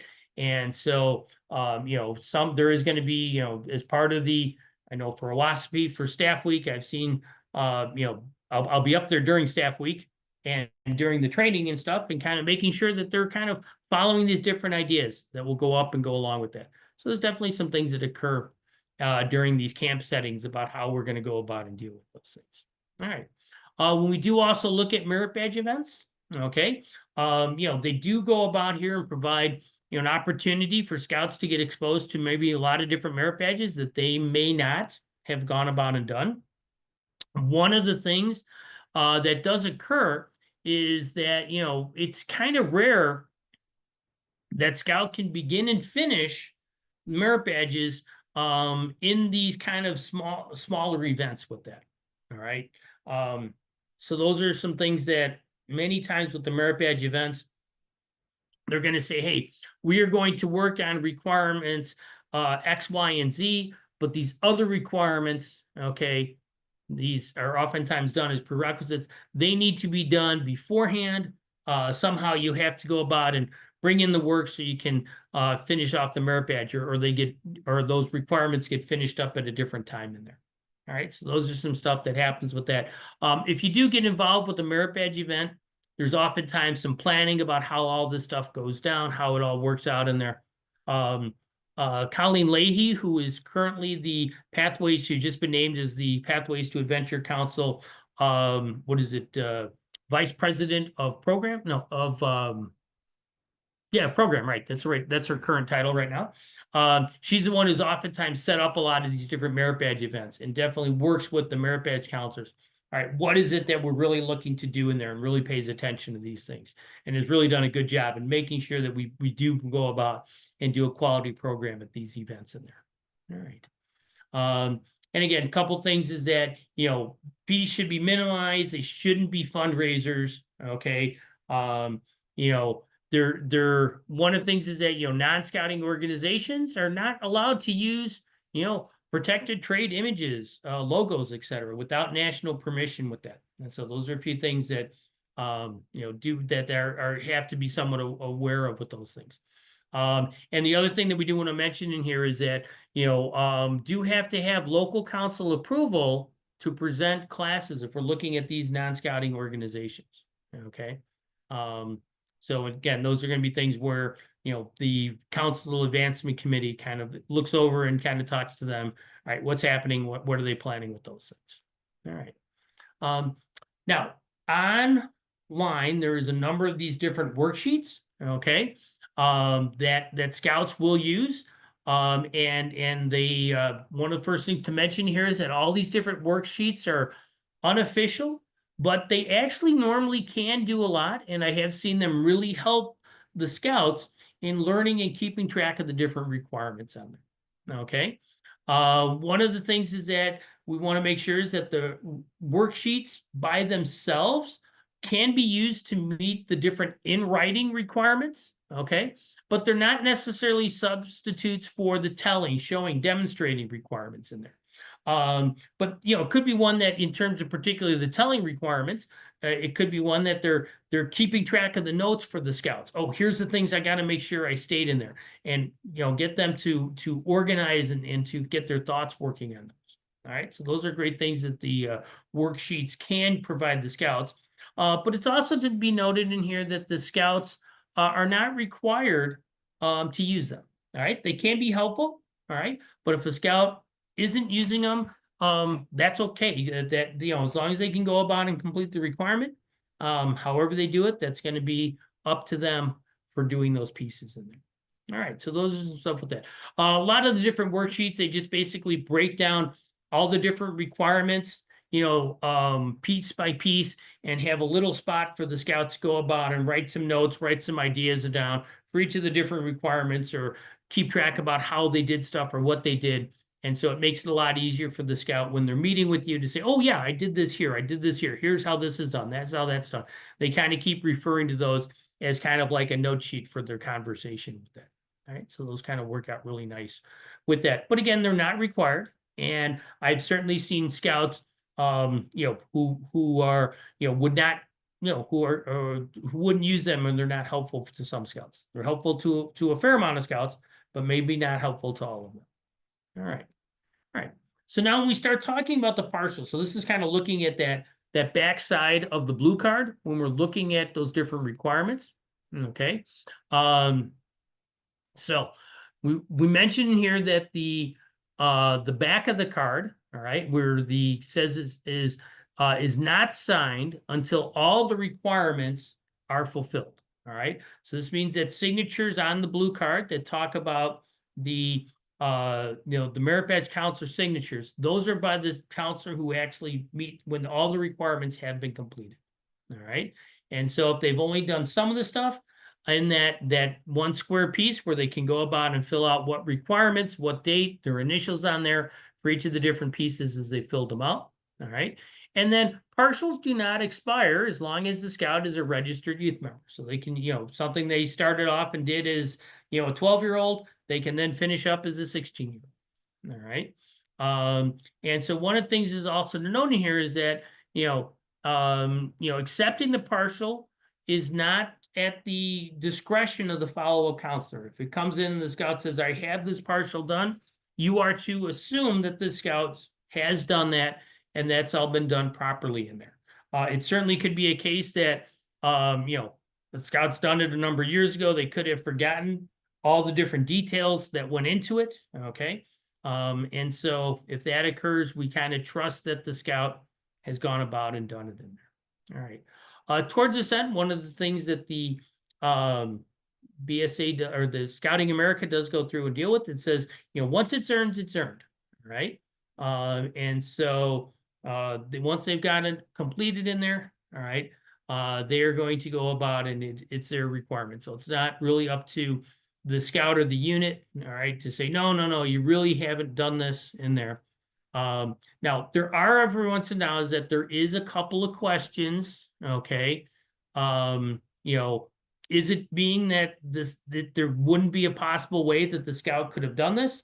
I've always heard stories about, you know, camping merit badge, you're supposed to do 20 nights as a registered member of Scouts BSA with that. And so, you know, a scout who has within the first couple of months of being a scout has earned camping merit badge is pretty unlikely that that could have happened in there. All right. So there's a few things in there where, you know, if there's obvious that, wait a minute, there's something occurred here that was wrong, then that could come into play with this. But there's a whole lot of the stuff is that if a scout has, you know, particularly forgotten how to do something with that, you know, there's no recourse in terms of that, what goes on that. The scout is supposed to have gone through and, you know, if they marked it off and they did it at one point in time, that's good. That's good enough in there. Okay. You know, another one that sometimes comes up with this is that if the scout is working with somebody and it finds out that that person is actually not really a registered merit badge counselor, okay, what happens under that? And part of the idea that happens with this is oftentimes the occurrence is because the merit badge counselor thought they were a merit badge counselor, the registration dropped, however that occurred in there. You know, if the scout is working on this in good faith, the person was doing it in good faith, you know, the merit badge counselor or the scout should, you know, be allowed to keep that information in there. All right. So there's some stuff kind of moving forward with this. Again, when in doubt, we try to err on the side of helping the scout is more or less where that kind of comes down here. Okay. All right. There are some times here where a second review could be warranted. All right. You know, if there's some sort of procedure, mandated procedure that the scout is ignoring, such as meeting with their unit leader first. Okay. Those are times in which the BSA says, yeah, we can, we might need to go about and have this reviewed by a second counselor. Okay. And so that's kind of this point in here where it says here that let's jump back. The, you know, scout does not discuss their intentions with the registered leader in there. You know, again, it becomes evident that the scout, it was not possible for the scout to actually do and fulfill the requirements. Okay. And so there's kind of some guidelines about what needs to be done. Those are referring to guide to advancement, different sections in there. You know, and, you know, it puts down here where they, again, talking about here where they, so that only registered and approved counselors are to be used, and the scout actually violated that. They knew, oh, this person really isn't a merit badge counselor, but I'm going to use them anyway. All right. So those are some cases in which they would, you know, kind of have this where a second counselor, you know, would be pulled into place on there. All right. All right. All right. So we're kind of getting down towards the end of stuff. Yay, we're getting close to the end. And so there's a few things that's kind of looked at here, some different myths about merit badges. I think there's like 12 of these different ideas. Kind of wanted to kind of talk about and kind of provide some ideas for different questions or feedback or thoughts, reflection on thoughts on this. So let me just kind of read through some of these different ideas. There's going to be 12 of them. And after we get through the 12, then there will be another set of slides that'll kind of re-ask the questions and kind of come up with the official answers for each one of these. All right. So the first one talks about here, at what age or rank must scouts be to work on merit badges? All right. So that's going to be our first one.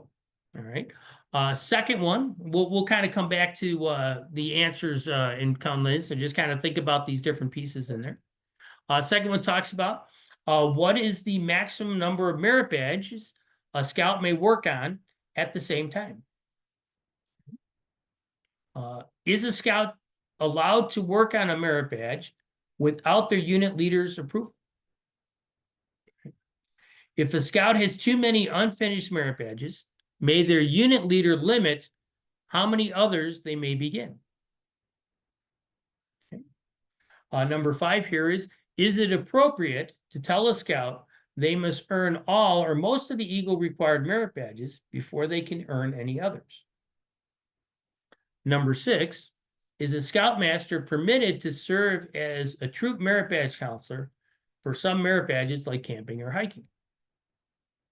7, what is the maximum number of badges a youth may earn from one counselor? Number 8, how many merit badges may one counselor be approved to counsel?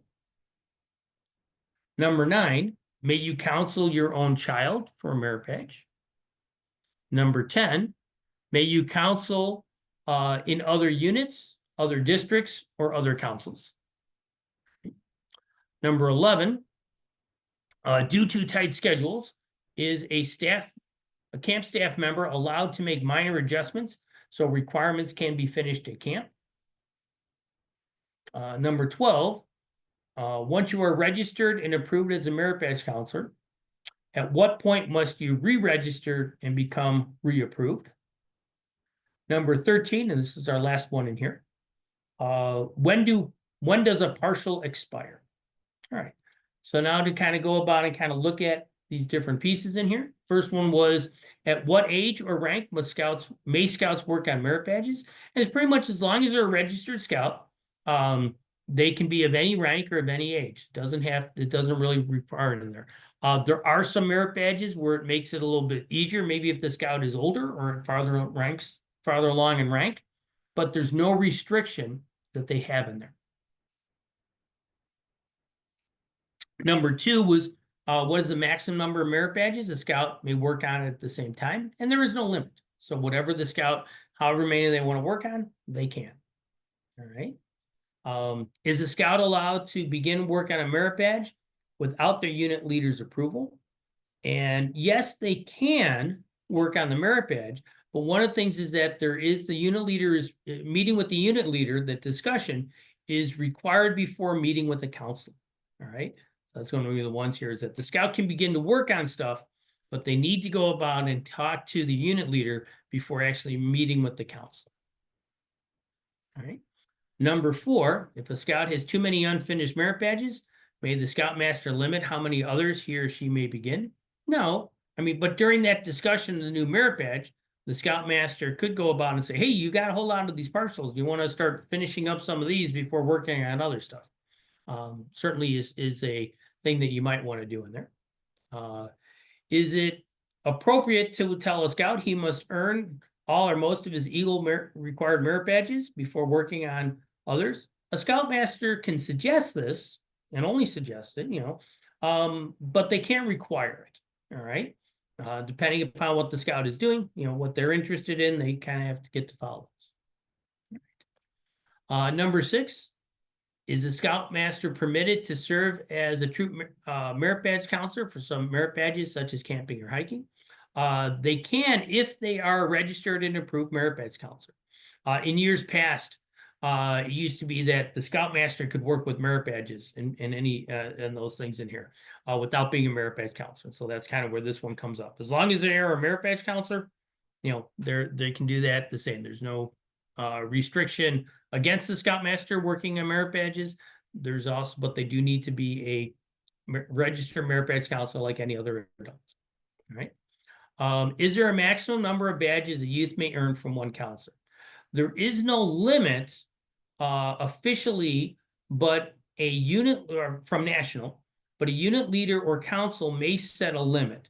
And if they do, it must apply to all scouts in the unit. All right. So this is something that there's no official number kind of put in here, but some units or a council could go about and set such a limit in there. All right. Again, this is parting with that idea about that interaction with adults, working with adults in there. And so trying to go about and to have some sort of a diversity with the adults that they work on in there. There's no official limit that is being set by national, but if there is going to be something that could be done by the unit leader, by the Scoutmaster, or a council, all right, our council doesn't have such a limit in there. We've had a discussion with that, but we've kind of left that up to the unit leaders to go about and say, if you want to apply something, you can, but do make sure that you apply this to all the scouts in the unit, all right, as you're moving forward with that. All right. Another one in here is that how many merit badges may one counselor be approved to counsel, okay? And so national doesn't have any limit. However, in PTAC, one of the things is that we have done is that we have gone about here and put a limit on here. And so we do have 12 merit badges as this limit. And of these, we'll put down here, 5 of them can be Eagle required. Okay. And so part of the thing with this is, when they do mention here within reason, one of the things that national does say is that there can't be a limit if that's going to restrict access from scouts to working with merit badge counselors.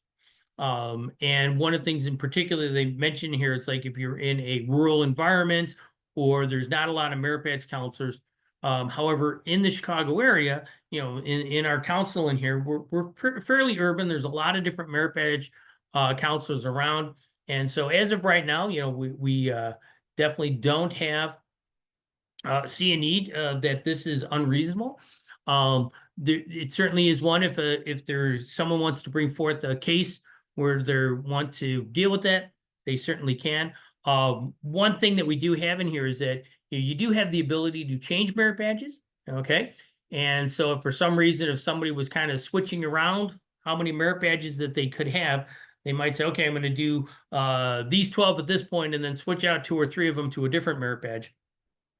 And I definitely know some people have done that, particularly as they're working with a unit on a particular merit badge. Oh, the unit really wants to earn X and they're going to do it out at a camp out.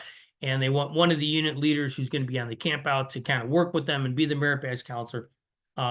So there's definitely, our unit ran into a scenario like that. And they wanted to do pioneering merit badge. And so the unit leader was going to do it, was already at the limit. So kind of changed out some of their merit badges to help work with that on there. All right. So those are kind of one thing, the limits that we do have.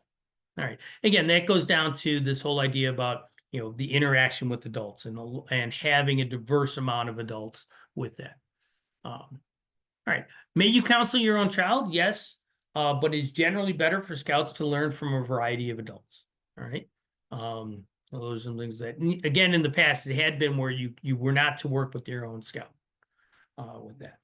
All right. May you counsel in other units, districts, or councils? Yes, assuming you're properly registered. All right. Due to tight schedules, is a camp staff member allowed to make minor adjustments so that the requirements can be finished at camp? And the answer to that one's absolutely not. So, the requirements are as written, they're not supposed to be changed around. They're not allowed to be changed around. Once you're registered, okay, and approved, at what point must you re-register? All right, so that's done annually, and it ends up being done, normally information comes out through national, kind of assisted by the council with that. For people who are already registered as unit leaders, et cetera, it's normally done. It's pretty simple with that. Most of the time, it's just an email say, yes, I want to keep doing with it. That's all you have to do. And the last one in there is, when does a partial expire? And it says a partial when the youth is no longer eligible to register as a scout. All right. So that, I believe, is kind of the end of our slide deck in here. And so we're looking at this is that, merit badge counselors, they share their passion, they teach skills, they touch lives, they do a whole lot of stuff, and it's a lot of fun to work out with that. There are some other information that the BSA does have, Scouting America does have towards, with helping out with merit badge council with that. One of the things is that if I did want to go about it, and if you're looking for, some of these, if you want to see the slide deck again or anything like that, my email address, Pat Troy, my email address is pdtroy make an @ symbol here, there we go, @gmail.com. All right. And I can go about and send you links for all that stuff in there. All right. So now let me go about here and kind of, if people have any questions, why don't we go ahead and if you want to ask those, and I'm going to go try to get back onto that scout book thing and see if I can get that running so I can do this demo real fast in here. Well, while I'm bringing that up, if anybody has any questions, please go ahead and ask.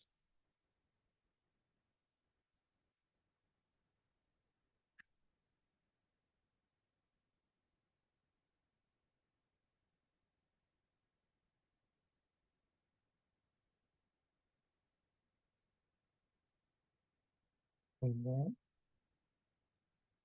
it's looking like Scout Book is not necessarily doing stuff on here, so I gotta see what's happening on that. All right. With that, let's see, let me try to.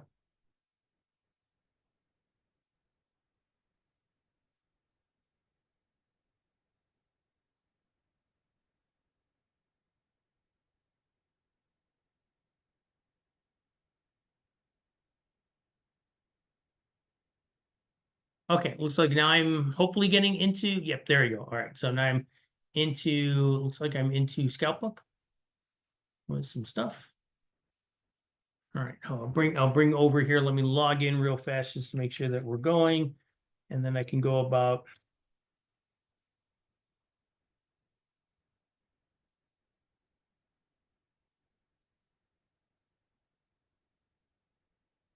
All right, very good.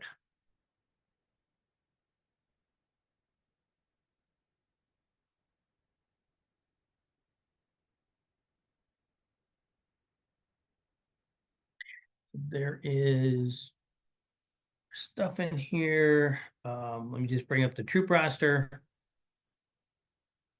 Forget which one of the patrols was Victor was in. All right.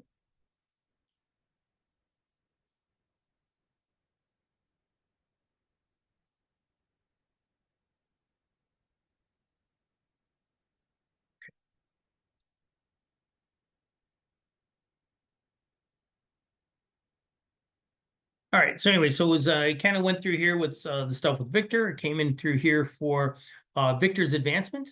All right, so that was going to be the page that I was going to. Oh, it looks like I need to wait for this to finish loading. I think part of things, since I'm running the Zoom session, trying to do internet stuff, all that other things in there. It's there we go. Okay, so now we're at Victor's advancement. Okay, we're showing all of his different merit badges, and so I want to click on here, start another merit badge. All right, so I want to go about here and actually picked up one of the ones that I teach. Okay, that I work on here. So here's kind of showing again, it kind of has a little bit of ideas about how we would go through and work on this. So in order to start the merit badge, okay, we can click on this. We can come down here and select the merit badge. That's going to do public speaking, okay, because that's going to be one that we have, that I work on, work with. Okay. And all right, so here's going to be some of the stuff here where we can invite the counselor and look at the stuff. Now, in terms of the with the merit badge, kind of that signature that we were initially having in here, the unit leader's signature, there's a spot here where you can go about and you can click on this particular piece where we can go about here and says, yes, hey, we will have saved this off. And so we went through here and should go about here and show this other thing, switch over from yes to a particular date, indicating that, hey, it was signed by one of the unit leaders. Okay. We could go about here and work on stuff with this. All right. And so now if we would come over here to invite the particular counselor, so we have this inside of that. We would come over here and start mentioning here. So as it turns out, I'm actually one of the first ones right on the top of here. And I always forget. Oh, that was the merit badge list. Oh, and then here we go. So there's going to be the spot where we click on the invite. Okay.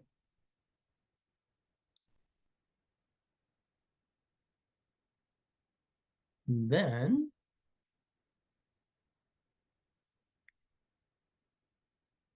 it should come down here. All right, so loading up.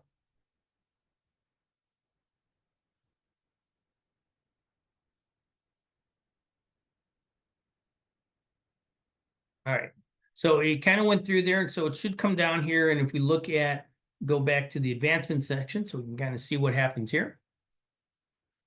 We'll now see that Victor is kind of working on public speaking. Okay, might be a little small for you to read in here, and it has here that it has the unit leader signature, and it was assigned to myself as a counselor.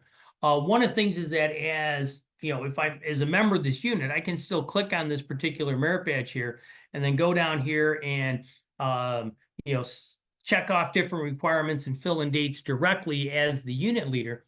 And I've definitely have known units in which they've had trouble getting these connected. And I've, particularly working with scouts and that I know, the units of and know the unit leader. I've said, hey, we went through and I worked with so-and-so and we completed these requirements. We completed the whole merit badge, and, send them an email with that stuff where they can go about and click that off. But if they're able, that's kind of been a case where they haven't gone through and, been able to, make that connection in there. The process has improved a little bit. Actually, this is a little bit simpler than it was with that. But anyway, so here's kind of looking at some of the different pieces that would have in there. Pick this one. It's also only got 5 different requirements, pretty short merit badge with that. But I wanted to go back all the way out to, let's see, so myself, and I think this is my dashboard. All right. So if I was coming in here, I gotta remember make sure I get to the right spot. Or how do I show this as a merit badge counselor? All right. So, all right. So edit merit badges for merit badge counselor. So over here was where I went in to go about and to work with with the unit in here. But if I was going to go about here and start working on stuff as a merit badge counselor, okay. So these are going to be people who I would work with on here. So I click on this. I would come down here and says, hey, I want to go about and look at public speaking. And so there I end up seeing Victor, who I just set up there. And there's another scout who I had worked on before with this merit badge, had set up that connection. And so now what I would do then is click on here for Victor. Okay. And so I've connected in with that. That other scout was actually not a member of my unit. So this is the only way I was able to work with her on that stuff. Then I could go in here and start clicking on the different things to show what he might have completed as part of the requirements inside of it. All right. So there's kind of a little bit kind of showing kind of the approach about how we would go about and work on stuff. If we do look up here at the very top of this thing, it does kind of look like I connected in all the way through with that pieces in there. But from that dashboard that I have, it kind of shows a much faster connection with those pieces in there. So if I do have here on this particular spot, it kind of shows the different merit badges that I have working on in here. And I think if I click on citizenship in the nation, yeah, I got a number of more scouts, okay, that I could be working on. Some of them are in my unit, not all of them are in my unit, who I could go about and kind of work on some stuff with. And so then if I were to go about and to click on different things here, and so kind of showing, there's one of the scouts and all the different stuff, and actually shows here that this has been completed. All right, already all finished off with that. Dealing with that. If I were to go back one more, let me see if I pick up. So I don't think Daphne has completed it all yet. Let's try to go off on that one. I'll go back to citizenship in the nation. Daphne. Yeah, so there it's kind of showing that it's only about 60% completed. All right. So I've clicked off some different stuff that has already done in here. There's requirement 5, requirement 7, requirement 8 that has yet to be done. And so once the scout would go through and kind of work on those different things, I'd be able to mark those off, click those on there, and kind of work show with those pieces. All right. So any questions or anything with that? Because I think we've been doing this for 2 hours and I'm about done.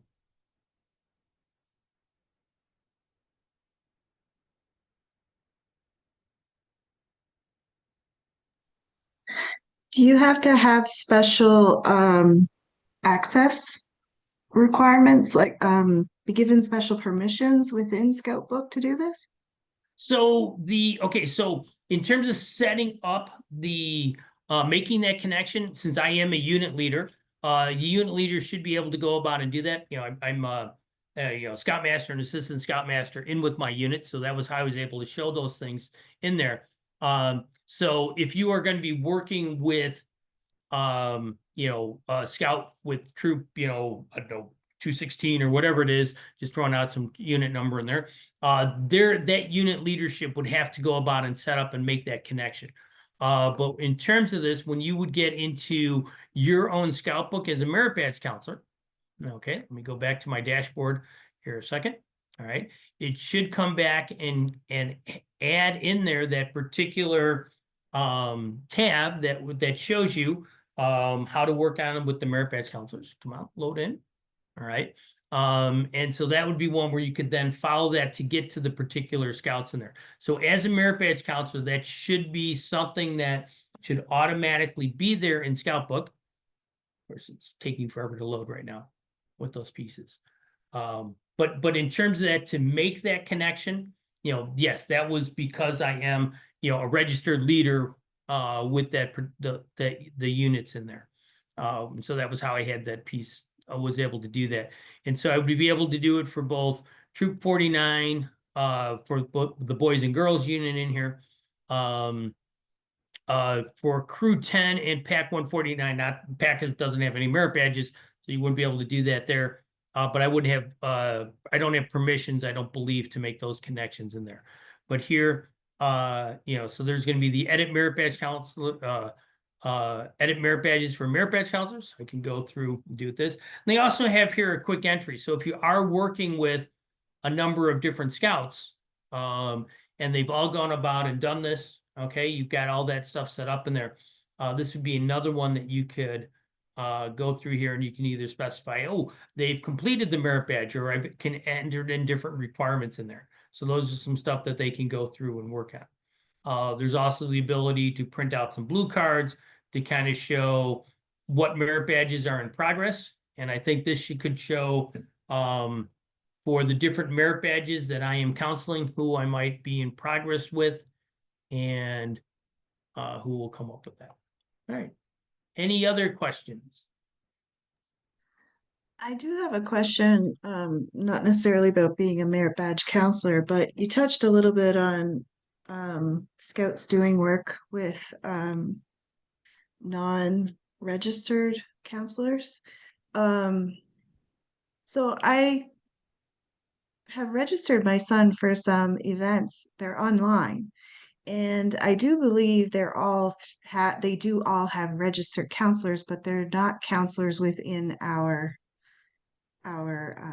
within PTAC, because one is through a museum, an aviation museum in Hawaii, and another one, I also registered up for the homeschooling adventure scouting adventure club. It's through a council in Wisconsin or Michigan.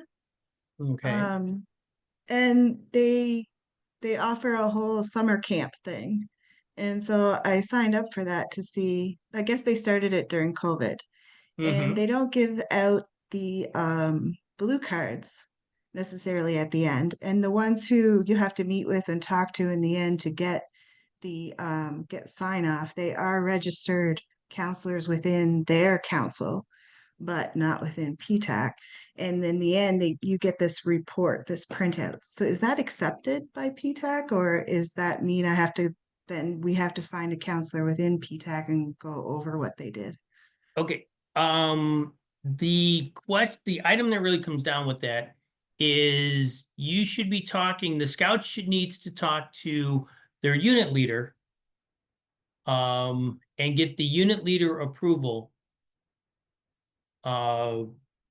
before you're doing that. Okay. So that's a question for you to have with your unit leader. And I'm trying to come back and kind of talk about, so if we're looking here at, where this is talking about this and says, but a discussion, oops, let me get that back here. But a discussion with the unit leader is required before meeting with the counselor. All right. So if your son, in this case, has not talked to your unit leader, the scoutmaster, prior to working on that merit badge, they don't have to accept it. So it is the unit leader who is more or less the one who is going to let you know whether they feel that is appropriate, whether that is legitimate or not. And part of the reason that I will go about and say, I don't know about this particular one that you're mentioning in here, But there has been a lot of concern from national about a number of these people who have been kind of started out in COVID. That was where a lot of it started out, and they're still working on it. And they're not to say that all of them are not legit, but there are some out there that are definitely not legit. And so those are some things where, kind of need to, it's left up to the unit leader to determine whether or not they want to accept it or not. Okay, thank you. Yeah, because that's one of the, it's kind of like, all right, we're gonna leave this decision to the unit, see how they're gonna play it out, what they want to do. And so that's not something that the council as such goes through and deal with. But there was also, if we do go back to, I'm gonna go back to a couple of slides. Where was the one slide in here? See if how fast I can find this in here, hopefully. Yeah, this one right here. This particular slide, this particular whole idea was added into the guide to advancement this time around. So within this, it just came out in early January, okay? Talking about online merit badge classes, and they put this in there as a response to concerns about different online merit badge people in there, who were doing it in there. So they're not saying that they're not legit, okay? But here are some guidelines that they're putting in there that they are, they're going to say, hey, if these are things that are happening in in an online class that you see, those should be avoided. Okay, you shouldn't use those people. All right. If these are things that you see, that's a concern. Maybe that's not the right thing to go in there. And it's kind of left up to the units to kind of ultimately make that decision. Okay. It seems like they're following it. I believe it's through the Buckeye Council. They started this online thing during COVID, and how they do it is they offer the content, but you still have to sign up for a slot to speak with a counselor in a small group of 1 to 3 scouts. Yeah, to go there's to actually get signed off. Yeah, so no, it could be. Yeah, I don't know enough about I got enough to worry about what's going on in our council. I'm not going to sit there and police all I the other know. councils. With those things, with that, and that approach, it does sound like, okay, hey, we're going to go about here. We're going to go through and learn the skills. We're going to teach the skills, but then to go through and checking it all off if they're doing it in a small group in there. That sounds, yeah, that sounds sounds like it could be something that is going on with that. But again, I would, perhaps, as I do mention there is that,